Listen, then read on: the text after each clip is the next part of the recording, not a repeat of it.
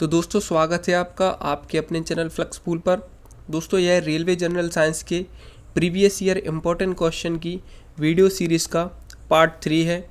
तो अगर अभी तक आपने इसका पार्ट 1 और पार्ट 2 नहीं देखा है तो वीडियो के डिस्क्रिप्शन बॉक्स में मैंने इसकी लिंक दी हुई है, आप ज़रूर जाकर देखें।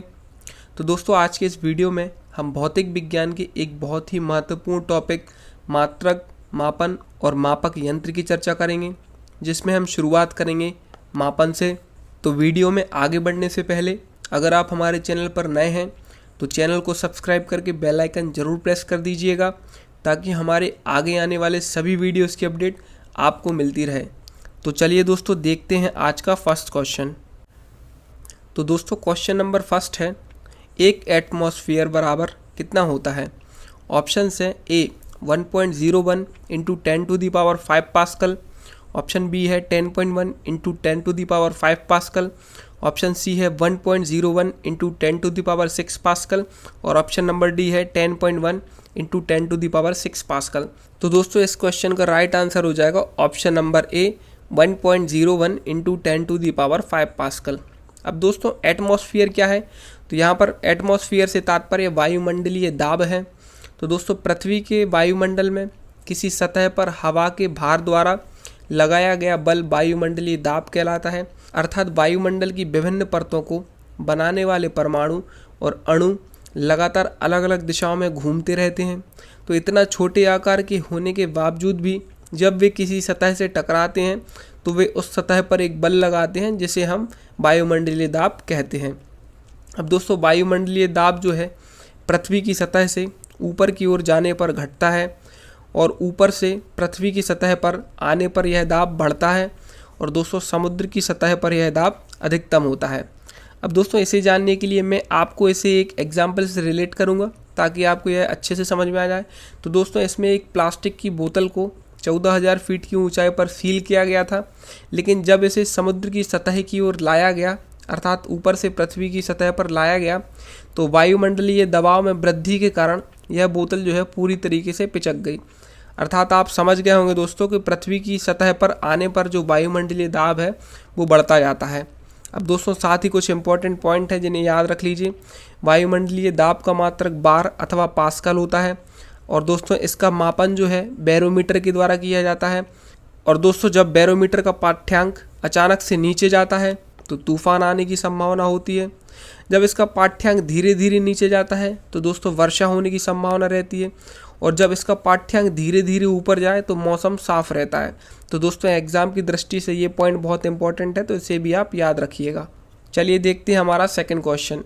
क्वेश्चन नंबर सेकंड है, एक हॉर्स पावर किसके बराबर होती है। ऑप्शन है ए 764 वाट, ऑप्शन बी है 768 वाट, ऑप्शन सी है 746 वाट और ऑप्शन नंबर डी है 786 वाट। तो दोस्तों इस क्वेश्चन का राइट आंसर हो जाएगा ऑप्शन नंबर सी 746 वाट, अर्थात एक हॉर्स पावर 746 वाट के बराबर होता है। तो दोस्तों क्वेश्चन नंबर थर्ड है, एक डायप्टर किसके बराबर होता है।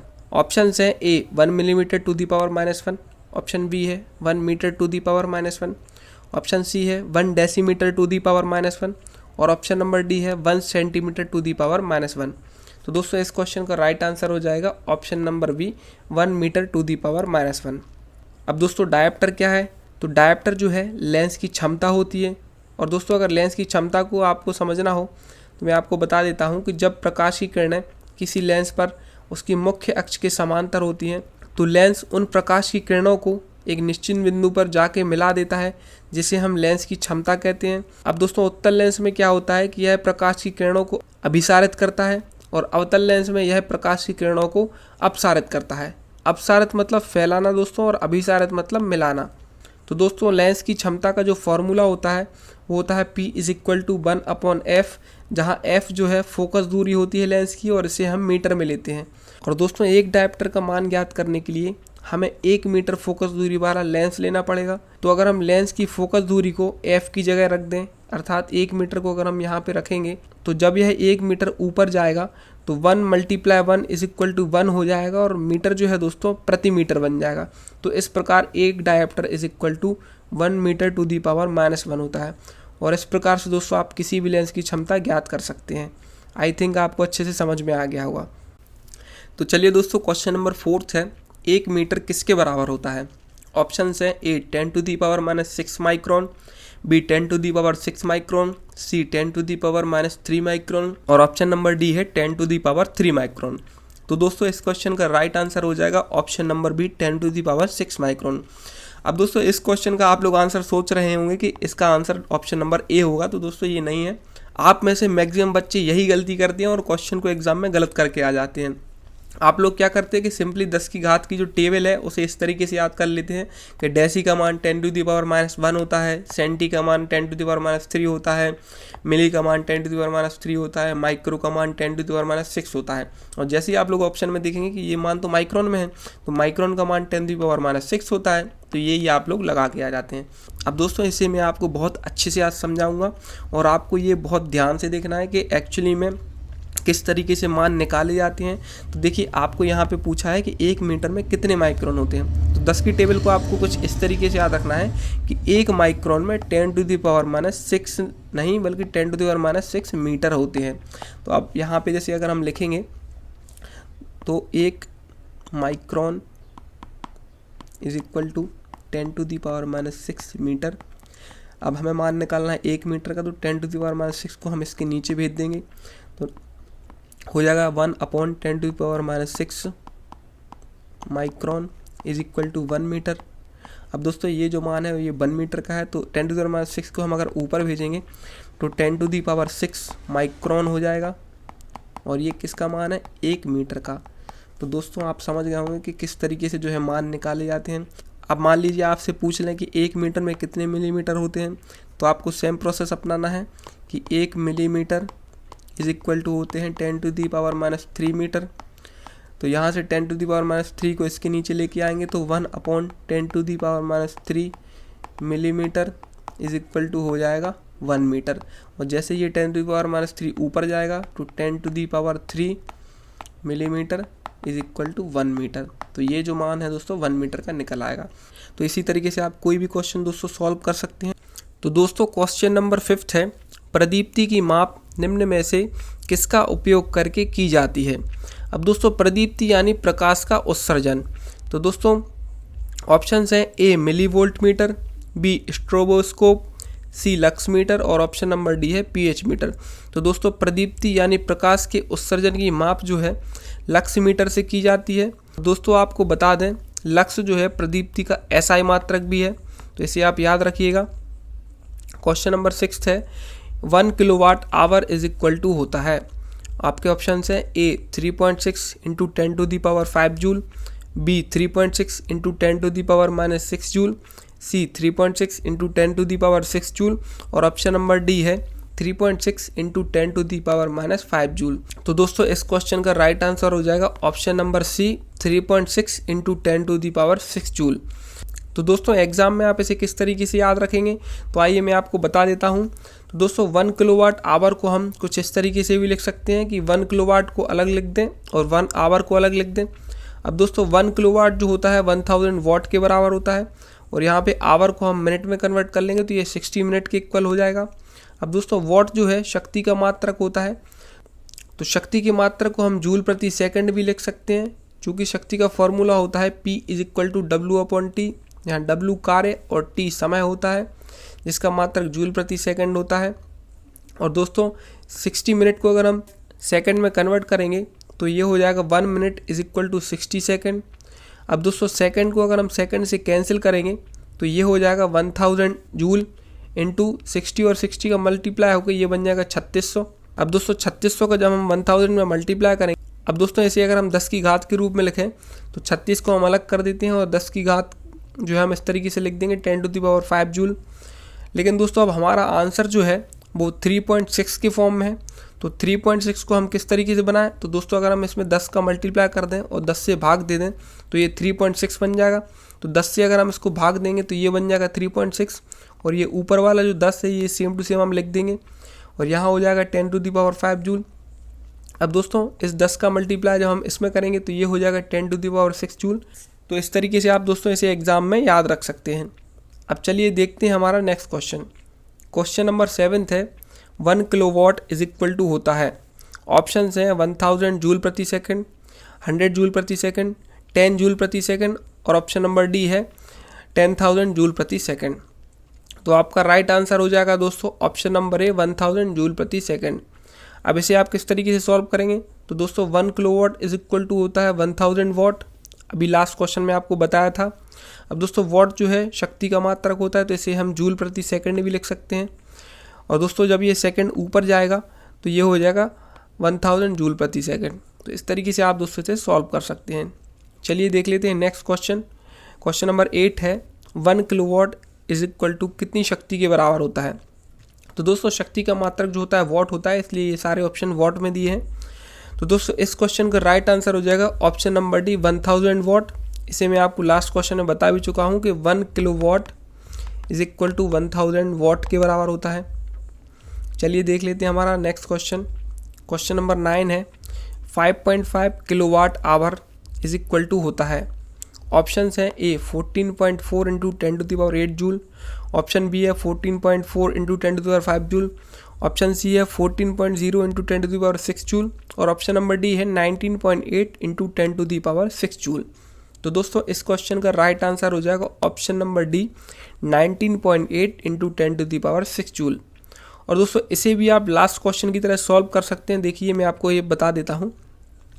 तो 5.5 किलोवाट को दोस्तों आपको इस तरीके से लिखना है कि 5.5 को अलग लिख लेना है और 1 किलोवाट को अलग लिख लेना है।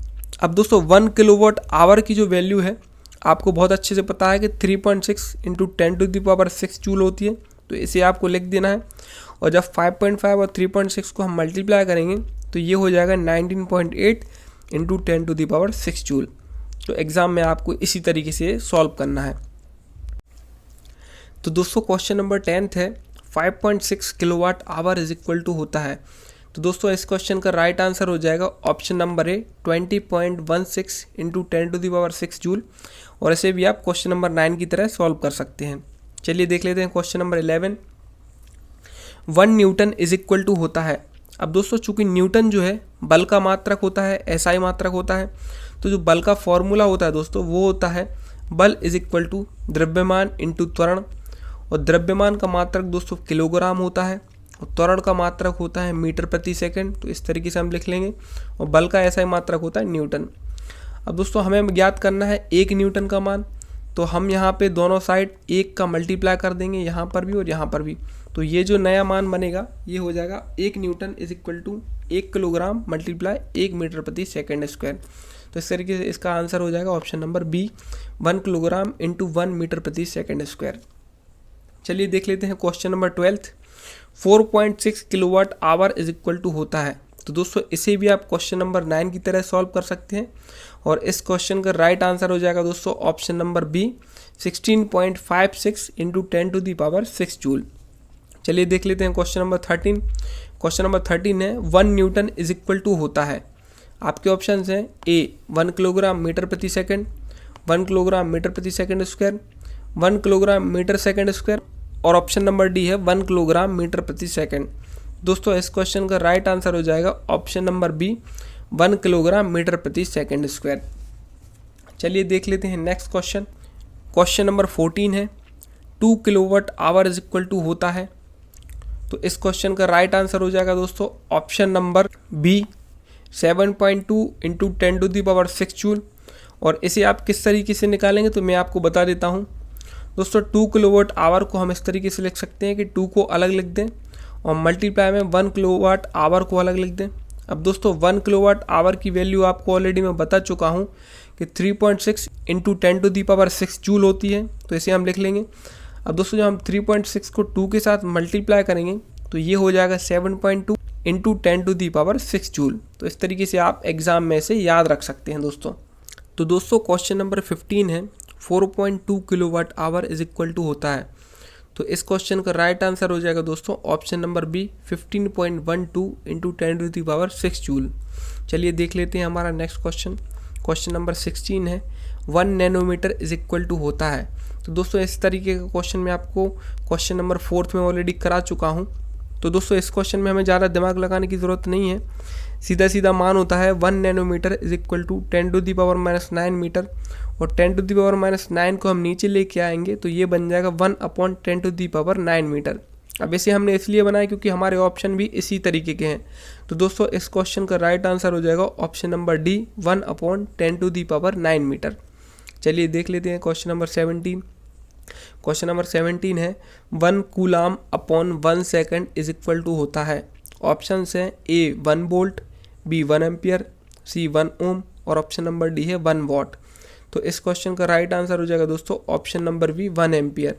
अब दोस्तों एम्पियर जो है धारा का ऐसा ही मात्रक होता है, तो इसे हम इस तरीके से भी पढ़ सकते हैं कि जब किसी परिपथ में 1 कूलाम आवेश को 1 सेकंड तक प्रवाहित किया जाता है तो जो धारा प्राप्त होती है उसे हम 1 एम्पियर कहते हैं। अब दोस्तों धारा का जो फॉर्मूला होता है वो होता है I = Q/T, जहाँ Q आवेश और T समय है। तो दोस्तों आवेश का मात्रक कूलाम होता है और समय का मात्रक दोस्तों सेकंड होता है। तो इस तरीके से आप इसे रिलेट कर सकते हैं। तो चलिए देखते हैं question number 18 1 picometre is equal to होता है। तो दोस्तों इसे भी आप क्वेश्चन नंबर 4 में दिए हुए चार्ट से आप डायरेक्ट लगा सकते हैं। तो इसका राइट आंसर हो जाएगा ऑप्शन नंबर सी 10⁻12 मीटर, अर्थात 1 पिकोमीटर जो है 10⁻12 मीटर के बराबर होता है। क्वेश्चन नंबर 19 है 1 जूल इज इक्वल टू होता है। ऑप्शन है A 1 newton into 1 metre, option B है 1 watt into 1 metre, option C है 1 न्यूटन इंटू 1 सेंटीमीटर और ऑप्शन नंबर डी है 1 पास्कल इंटू 1 मीटर। तो दोस्तों इस क्वेश्चन का राइट आंसर हो जाएगा ऑप्शन नंबर है 1 न्यूटन इंटू 1 मीटर। अब दोस्तों जूल जो है कार्य का ऐसा ही मात्रक होता है। तो कार्य का जो फॉर्मूला होता है वो होता है दोस्तों W = F/S, जहाँ F बल और S बल की दिशा में किया हुआ विस्थापन है। तो दोस्तों W का मात्रक जूल हो जाएगा, बल का मात्रक न्यूटन हो जाएगा और विस्थापन का मात्रक मीटर हो जाएगा दोस्तों। तो इसे हम इस तरीके से भी लिख सकते हैं। और दोस्तों अगर दोनों साइड 1 का मल्टीप्लाई करेंगे तो हमारा जो आंसर है वो आ जाएगा 1 जूल = 1 न्यूटन इंटू 1 मीटर। तो दोस्तों क्वेश्चन नंबर 20 है, इसमें आपसे पूछा है यदि विशेष घर में 5 दिन में 100 इकाइयों की खपत है, यदि ऊर्जा को जूल में परिवर्तित किया जाए तो यह कितनी होगी। ऑप्शन ए है 360 × 10⁸ जूल, ऑप्शन बी है 360 × 10⁻⁻8 जूल, ऑप्शन सी है 3.6 × 10⁻⁻8 जूल और ऑप्शन नंबर डी है 3.6 × 10⁸ जूल। तो इस क्वेश्चन का राइट आंसर हो जाएगा दोस्तों ऑप्शन नंबर डी 3.6 × 10⁸ जूल। अब दोस्तों इसे मैं आपको बता देता हूँ किस तरीके से सॉल्व करना है। तो दोस्तों बिजली की खपत में जो इकाई का मान होता है वो होता है 1 इकाई = 1 किलोवाट घंटा। अब दोस्तों हमसे जो है जूल में पूछा गया है, इसलिए हम इसे जूल में कन्वर्ट करें तो आपको ऑलरेडी पता है कि 1 किलोवाट घंटे का मान जो होता है वो होता है 3.6 × 10⁶ जूल। तो ये जूल में हमारा मान आ गया। अब दोस्तों हमसे पूछा गया है 100 इकाइयों में, तो अगर हम 100 इकाई का मान निकालें तो सीधा सीधा हम 3.6 × 10⁶ जूल में 100 का मल्टीप्लाई कर देंगे तो जो नया मान आएगा वो आएगा दोस्तों हमारा 3.6 × 10⁸ जूल। तो इस तरीके से आपको याद रखना है दोस्तों। तो क्वेश्चन नंबर 21 है 746 वॉट को क्या कहा जाता है। ऑप्शन है ए 1 अश्व शक्ति, बी 1 किलोवाट, सी 1 पास्कल और ऑप्शन नंबर डी है 1 जूल। तो इस क्वेश्चन का राइट आंसर हो जाएगा दोस्तों 1 अश्व शक्ति, अर्थात ऑप्शन नंबर ए। तो दोस्तों आज का हमारा ये वीडियो आपको कैसा लगा कमेंट बॉक्स में कमेंट करके ज़रूर बताइएगा। और अगर ये वीडियो आपको थोड़ा सा भी पसंद आया तो इस वीडियो को एक लाइक, ज़्यादा से ज़्यादा शेयर और आपके फ्लेक्सपूल चैनल को सब्सक्राइब करना ना भूलें। तब तक के लिए जय हिंद, जय भारत।